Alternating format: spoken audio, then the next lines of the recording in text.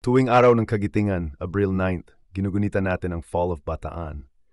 Ito ang araw ng taong 1942 nang labag sa utos ni na General Douglas MacArthur at Jonathan Wainwright, isuko ni Edward P. King Jr. sa mga manlulupig na Hapon ang probinsyang Peninsula sa gilid ng Manila Bay.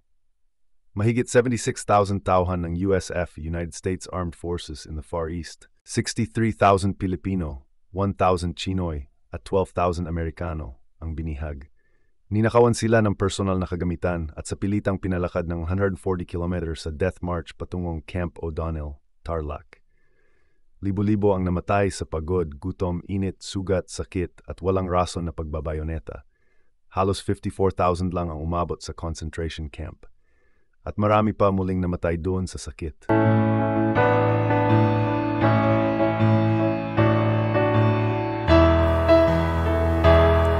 Ang araw ng kagitingan, pag-alala sa kabayanihan. Ang araw ng kagitingan, pagmamahal sa ating bayan.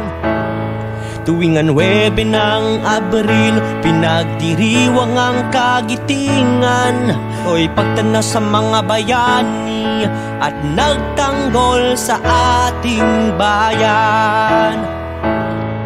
Ang araw ng kagitingan, pag-alala sa kabayanihan. Ang araw ng kagitingan, pagmamahal sa ating bayan. Tayo'y mag-alay ng bulaklak at bigyan sila ng parangal. Ating alalahanin mga taong pinagtanggol ang ating bayan. Ang araw ng kagitingan, pag-alala sa kabayanihan. Ang araw ng kagitingan, pagmamahal sa ating bayan.